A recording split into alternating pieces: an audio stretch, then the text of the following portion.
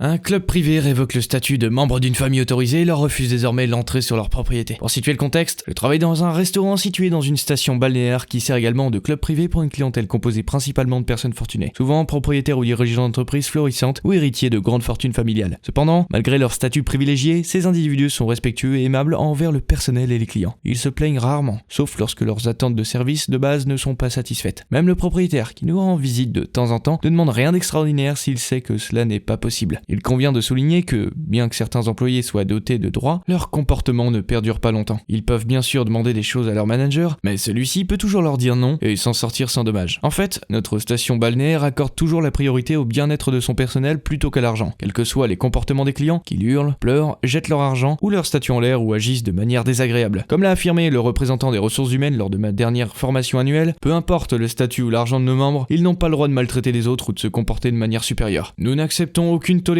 envers ce type de comportement. Asseyez-vous confortablement et préparez-vous à être captivé, car je vais vous raconter l'histoire en 3 parties d'une famille composée d'une mère, d'un père et de leur fille, dont l'adhésion a été révoquée et dont les visages ont été placardés sur des panneaux « Ne pas servir ». Tout cela parce qu'ils ont eu une crise de colère et ont menacé le personnel, les responsables et même l'un des grands patrons. Commençons. Chapitre 1. La fille se fait virer. Cette histoire a commencé lorsqu'une nouvelle fille, Esther, a été engagée comme serveuse dans un bar sportif. Esther avait connu le travail par ses parents, Madame Karen et Monsieur Kevin, qui étaient tous deux membres de notre station. Il n'est pas rare d'engager les enfants des membres, car lorsque les parents ont besoin d'un emploi pour leurs enfants, ils pensent automatiquement à la station en raison de leur relation. Cependant, vous n'avez pas d'avantage supplémentaire pour être à la fois membre et employé ici. Une nuit bien chargée au bar. Esther était en service quand soudain une serveuse affolée accourt vers une table où se trouvent Madame Karen, Monsieur Kevin et leur fille Esther, en train de manger, de boire et de discuter tranquillement. L'employé se rapproche d'Esther et lui dit « Hé, tu travailles ici, n'est-ce pas? J'ai besoin de ton aide, c'est la folie dans le bar en ce moment. » Esther chasse l'employé d'un geste de la main et lui répond « Désolé, je suis avec mes parents en ce moment, je ne peux pas travailler. » L'employé insiste « Mais nous avons besoin de toi, Esther. Nous sommes une équipe. Tu ne peux pas nous laisser tomber. » Esther maintient son refus. « Je suis désolé, je ne peux pas. Je vais travailler quand mes parents seront partis. » Quant à ses parents, ils sont restés silencieux, de ce que j'ai compris. Lorsque l'employé a rapporté la situation à l'un des managers, cela a mis le feu aux poudres et la responsable est venue à table, visiblement très en colère. Je ne sais pas si c'était le cocktail que tenait Esther ou le fait qu'elle avait déjà eu des comportements inappropriés auparavant, mais la directrice a décidé de la renvoyer sur le champ. Je ne me souviens pas si les parents étaient encore là, mais il m'a été raconté qu'ils avaient appelé 1 ou 2 fois pour se plaindre du traitement réservé à leur fille, en disant que c'était injuste pour telle ou telle raison. Cependant, ce ne sera pas la dernière fois que la famille interviendra dans cette affaire. Chapitre 2. La mère est traînée hors du bar par la sécurité. Une semaine s'est écoulée depuis le licenciement des sœurs, et c'est une journée normale dans le bar sportif. Comme d'habitude, les employés sont arrivés et ont commencé à préparer l'endroit pour l'arrivée des clients. Et parmi eux se trouve la responsable du jour, Alice. Elle est très compétente et travaille dur pour que tout soit prêt à temps. J'ai eu la chance de travailler avec Alice auparavant, et j'avais été impressionné par sa gentillesse et son professionnalisme. Ce matin-là, elle était occupée à superviser les tâches des employés lorsque les portes du bar ont brusquement claqué.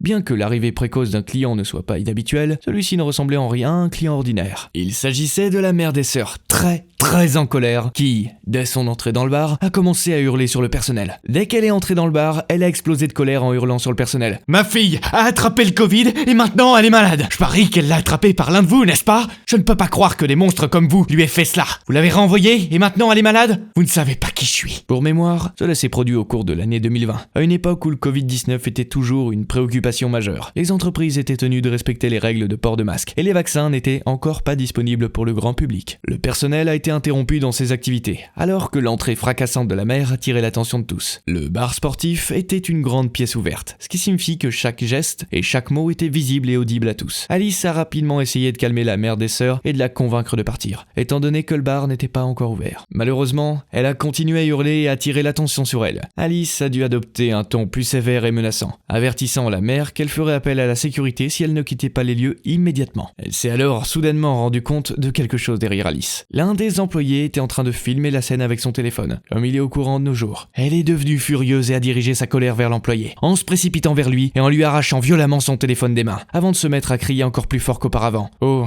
du calme madame », souffla Alice. Elle appela aussitôt la sécurité qui arriva presque immédiatement sur place. La mère fut contrainte d'être escortée hors du bâtiment par 2 imposants agents de sécurité. Pendant qu'elle hurlait toutes sortes d'insultes et de menaces. Conformément aux procédures standards, un rapport d'incident a été redirigé suite à cet événement. En raison du fait qu'elle était membre du complexe, sa carte d'adhésion ainsi que celle de son mari ont été suspendues temporairement en attendant les résultats de l'enquête. La sécurité a pris des mesures supplémentaires en affichant des avis sur lesquels l'image de la mère était affichée, lui interdisant d'être servie au bar ainsi que son mari jusqu'à nouvel ordre. Puis, cela a empiré. Chapitre 3. Le père menace le directeur général et perd son statut de membre de façon permanente. Le laps de temps entre la crise de la mère et l'événement suivant reste flou dans ma mémoire, mais je me rappelle que cela s'est produit peu de temps après que les affiches d'interdiction aient été placardées. Inutile de dire que le père était furieux de ce qui s'était passé, étant donné qui était le principal détenteur de la carte de membre de la famille. Cependant, ses actions pour résoudre le problème restent incertaines. A-t-il essayé de parler calmement et de s'excuser? A-t-il attendu que la situation se calme avant d'agir? Mais il est clair que les réponses à ces questions ne sont pas importantes. Car, comme le titre du chapitre l'indique clairement, cela va être une histoire sauvage et sans retenue. Les employés sont généralement au courant de l'emplacement des bureaux des hauts dirigeants et de la façon de les contacter en cas de besoin. Bien que cette information n'ait pas été incluse dans ma formation initiale, il est probable que ce soit une mesure de précaution de base. Le directeur général de notre station, qui a autorité sur plusieurs départements, a son bureau dans le bâtiment principal. Comme on peut s'y attendre, il était évident que son nom était présent partout où l'on pouvait s'attendre à le voir. Que ce soit dans les courriers principaux envoyés aux membres pour des bulletins d'information ou autres, chacun le reconnaissait à son visage, connaissait sa position et ses fonctions. En ce jour fatidique, le père est arrivé à la station et a immédiatement commencé à interroger les employés sur l'emplacement du directeur. L'un d'entre eux, peut-être naïf et ignorant de la situation, lui a donné l'information. Je ne peux pas dire avec certitude pourquoi cet employé a répondu aussi facilement, mais cela a conduit le père à se précipiter dans le bureau du directeur comme un fou enragé. Assis calmement à son bureau, le directeur n'a pas eu le temps de réagir avant qu'il fasse irruption dans son bureau et ne se mette à déverser toute sa colère sur lui. C'était surprenant de voir cet homme, qui d'habitude était calme et posé, se faire agresser. Malgré cela, il a essayé de raisonner le père en lui demandant de baisser d'un ton et en lui expliquant que la sécurité allait intervenir. Cependant, il n'a pas voulu entendre raison et a continué à insister pour que son adhésion soit rétablie, que sa femme soit autorisée à revenir et que nous nous excusions. Il a même ajouté qu'il dépensait des sommes considérables dans notre établissement et qu'il n'était pas responsable de la situation. Le directeur était pleinement conscient de la situation de la famille et de leur statut de membre, mais il était impuissant et la façon dont le père se comportait ne l'aidait pas vraiment. Après tout, qui aiderait un homme qui fait irruption dans votre bureau sans préavis et commence à vous crier dessus immédiatement? Le père a finalement été escorté hors du bureau par la sécurité, tout comme sa femme l'avait été auparavant. Il est possible que la police ait été appelée, bien que je ne me rappelle pas clairement. Je me rappelle que cet incident a été l'élément déclencheur pour que la famille entière soit bannie de la propriété. C'était la dernière goutte qui a fait déborder le vase et qui a conduit à la résiliation de leur adhésion. Chapitre 4. Épilogue. Je me rappelle avoir été mis au courant de cette histoire en voyant les affiches moi-même. Je me suis retrouvé face à un papier avec une photo de famille du père et de la mère accrochée au mur du bureau de la sécurité, accompagné de ces mots charmants écrits. L'adhésion de monsieur et madame X a été suspendue en raison de leur mauvais traitement du personnel et des invités sur notre propriété. Si vous voyez ces deux personnes sur la propriété ou au sports bar, ne les servez pas et appelez immédiatement la sécurité. Merci. L'affiche est restée affichée sur ce mur pendant près de 2 mois. J'ai souvent discuté avec certains des agents de sécurité. J'avais l'habitude de les voir avant de commencer à travailler cet été-là. Et ils n'ont jamais revu ni entendu parler de la famille depuis leur départ. Ces fous l'ont bien mérité. Bon débarras.